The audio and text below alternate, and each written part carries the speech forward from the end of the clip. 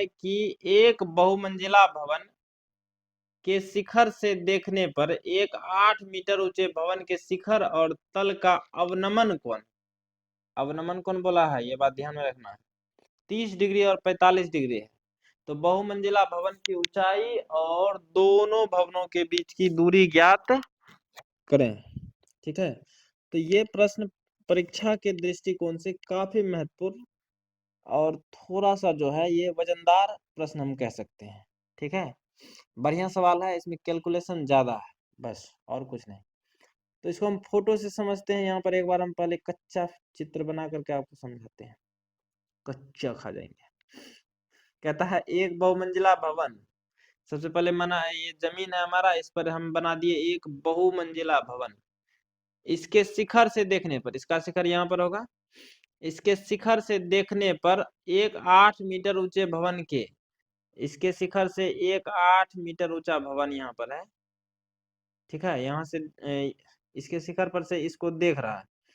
एक 8 मीटर ऊंचे भवन के शिखर और तल का अवनमन कोण, भवन का शिखर ये हो जाएगा और तल, भवन का तल यहाँ हो जाएगा। इसका अवनमन कोण दिया, अवनमन कोण दिया मतलब ऊपर में बनेगा, कितना कितना है, 30 और 45, 30 और 45। पहला वाला मान हमारा 30 होगा और बाद वाला मान 45। इस भवन का ऊंचाई दिया है 8 मीटर और ये भी हमारा हो जाएगा 8 मीटर। बस बहुमंजिला भवन की ऊंचाई और दोनों भवनों के बीच की दूरी, तो ये हमको ये पूरा जो है बहुमंजिला भवन ये निकालना है और दोनों भवनों के बीच की दूरी, ये दूरी हमको निकालना है। ठीक है, अच्छा देखिए यहाँ पर हमारा ये जड़ शेप बन रहा है कि नहीं बन रहा है, जड़ शेप अगर बन रहा है तो ये 30 है, तो ये भी हमारा 30 हो जाएगा, नहीं ये 30 है हमारा, तो ये भी हमारा हो जाएगा 30। यहाँ पर हमारा ये जड़ शेप बन रहा था, तो ये हमारा एक अंतर कोण से 30 बराबर 30 हो जाएगा।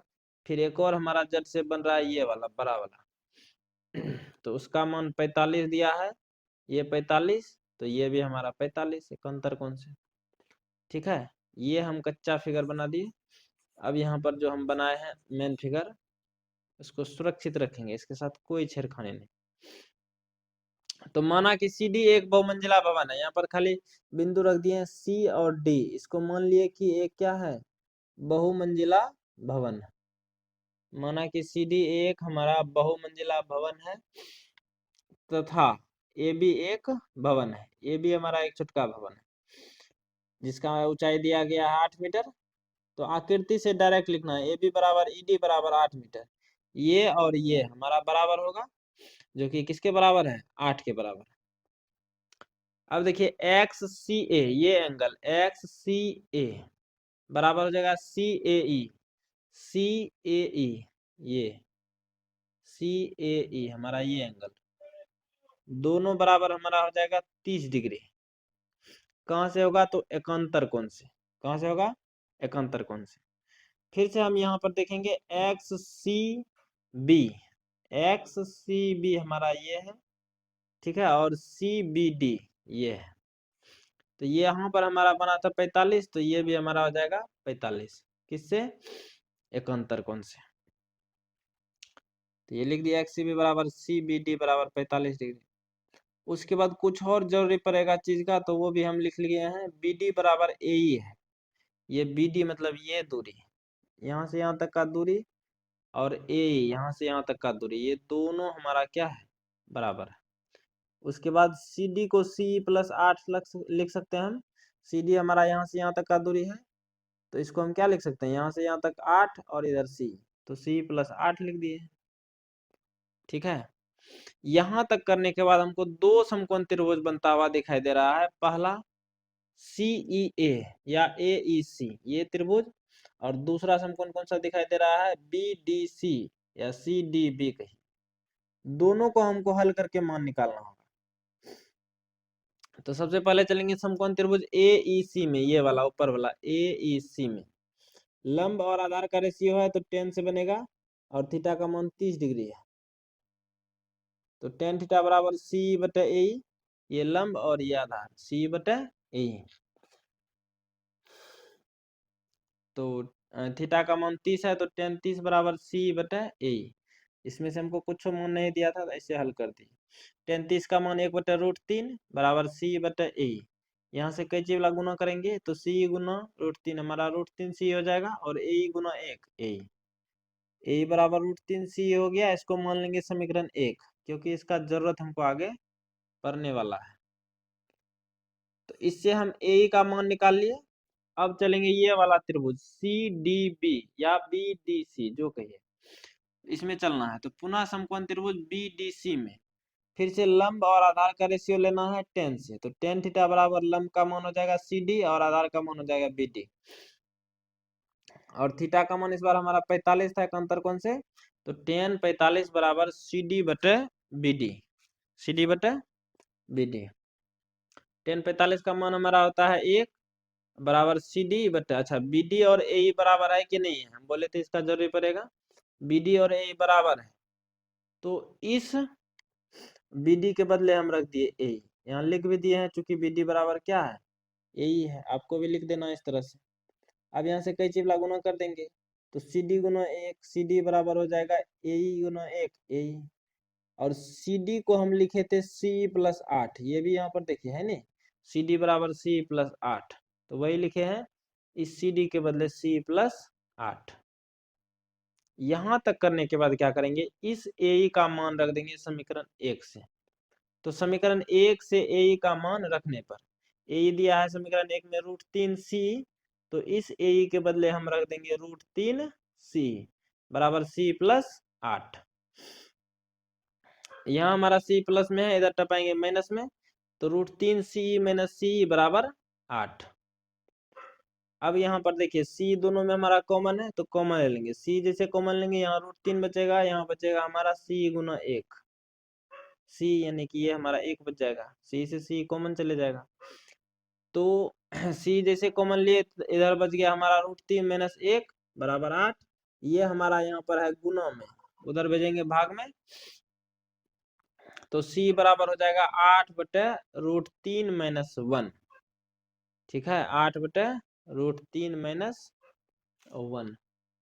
यहाँ तक करने के बाद क्या करेंगे, इसके हर का परिमेयीकरण करना होगा क्योंकि नीचे में रूट नहीं रखेंगे। तो हर का परिमेयीकरण करने के लिए हम बताए थे कि जो संख्या दिया रहे हर में उसी से ऊपर नीचे गुना करना है, सिर्फ साइन चेंज कर देंगे। अगर माइनस है तो प्लस, प्लस है तो माइनस। यहाँ पर हमारा माइनस था तो प्लस से ऊपर नीचे गुना कर दिए। तो C बराबर हो जाएगा 8 बटे √3 माइनस 1 गुना √3 प्लस 1 बटे √3 प्लस 1।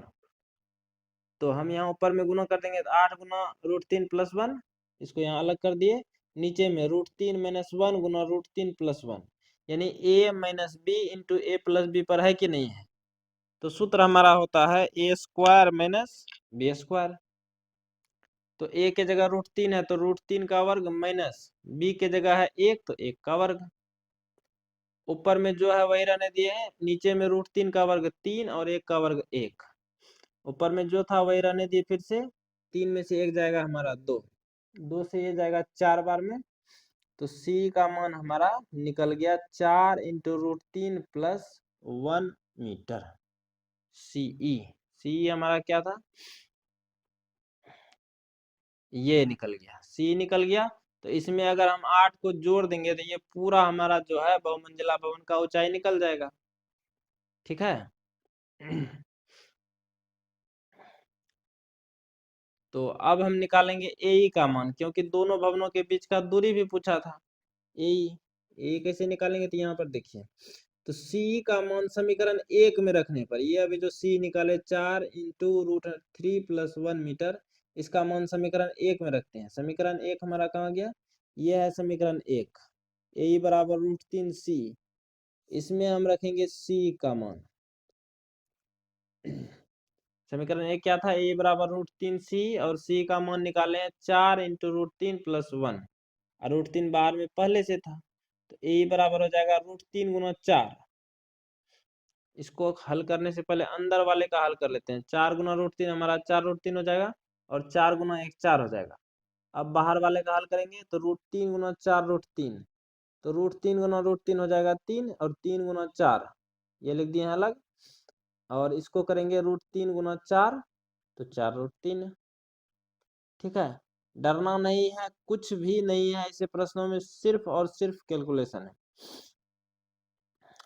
अब 4 गुना 3 हमारा हो जाएगा 12, लेकिन 12 हम क्यों करें, यहाँ भी 4 है, यहाँ भी 4 है, कॉमन ले लिए, तो ए बराबर हो जाएगा 4 × 3 + √3 मीटर।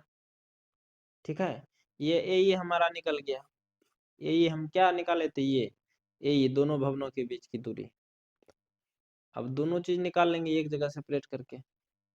यहाँ लिखे इसीलिए बहुमंजिला भवन की ऊंचाई CD बराबर क्या था, C + 8 था, और C का मान निकाले थे 4 × √3 + 1 है। देखिए यहाँ पर C का मान 4 × √3 + 1 है, तो ये रख दी 4 × √3 + 1 + 8।